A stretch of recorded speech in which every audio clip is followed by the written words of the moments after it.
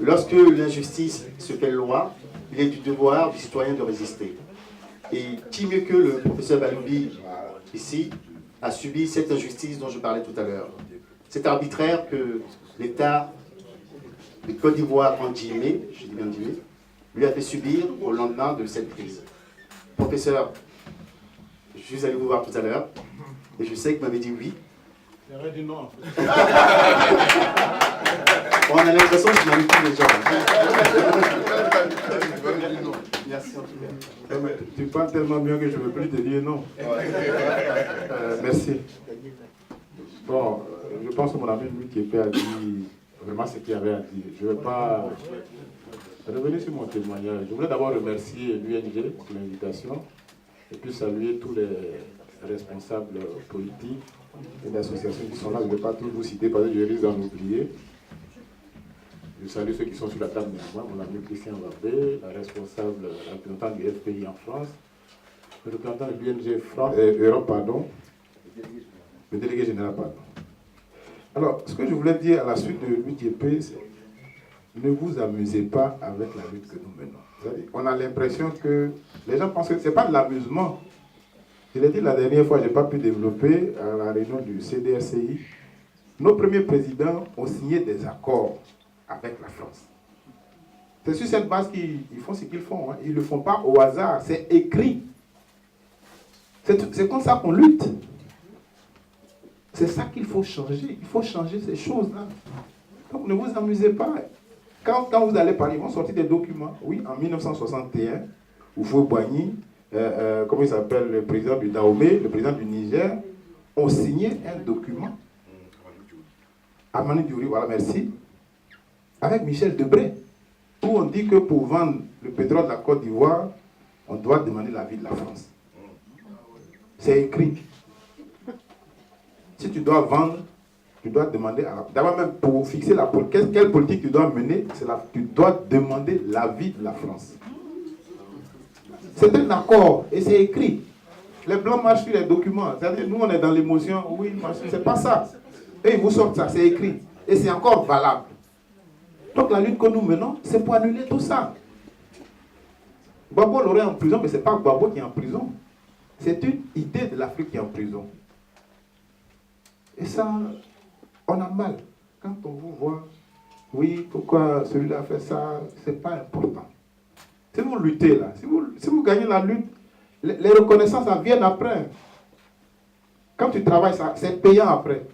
Il a donné l'exemple de Sidiki Kouta. Moi, je peux donner l'exemple de Ahmed Bakayoko. Ahmed Bakayoko, pendant la campagne électorale pour la présidence, il est venu au nom du RDS sur le campus.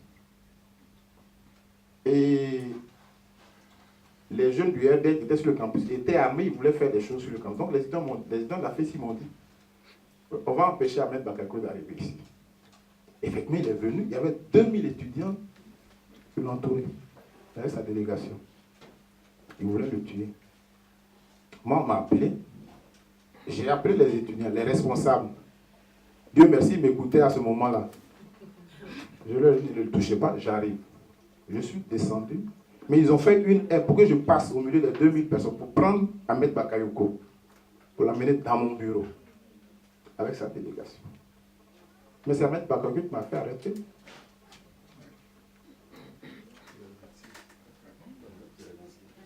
C'est lui qui m'a fait arrêter. Et quand j'étais en prison, j'ai perdu mon père. J'ai demandé qu'on appelle Ahmed Bakayoko pour que j'aille enterrer mon père.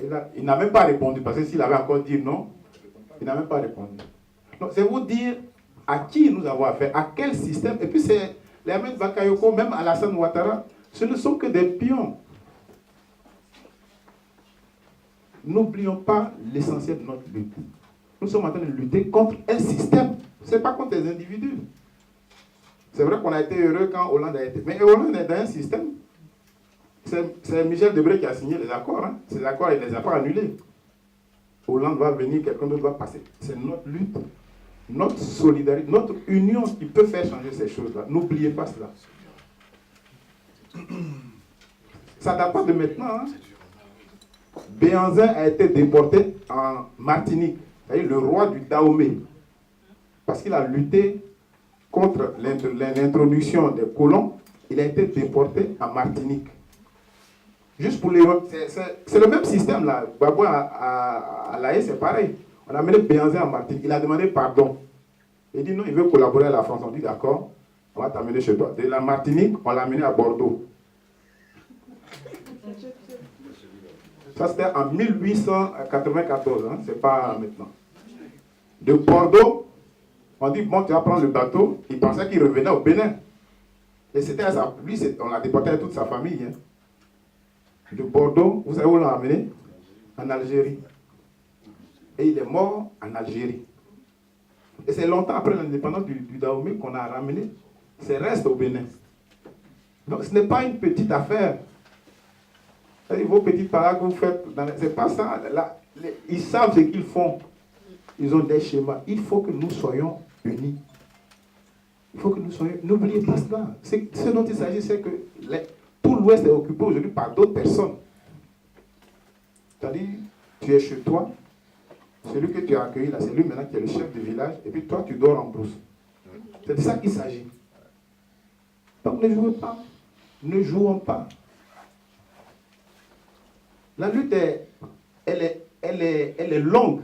Elle va être longue. Et puis quelqu'un avait dit la dernière fois, le président, il sait ce qu'on fait tous ici. Hein, vous vous battez, vous êtes tous pour Gbagbo, mais vous ne vous entendez-vous. C'est la seule façon d'y arriver. Je voulais remercier l'UNG, on a dit l'Union des nouvelles générations, mais il faut que les nouvelles générations sachent d'où on vient. Parce que si vous ne savez pas d'où vous venez, vous n'allez pas arriver quelque part. Il faut qu'on sache de quoi il s'agit entre la France et l'Afrique. Ce n'est même pas la Côte d'Ivoire seulement. On a l'exemple récent de la Centrafrique. C'est eux qui ont installé, comment il s'appelle là? Yotoya, non, Yotoya, c'est eux qui l'ont installé. Et avant le Bosisi. Avant le Bosisi, mais c'est le même schéma. Quand tu les arranges pas, ils t'enlèvent. Aujourd'hui, il y a une dame, bon, je m'excuse, mais les femmes sont inoffensives peut-être. Je dis peut-être. Je n'ai pas méchant non plus. Non, parce que de toutes les façons, elle n'a pas d'ambition. On le sait.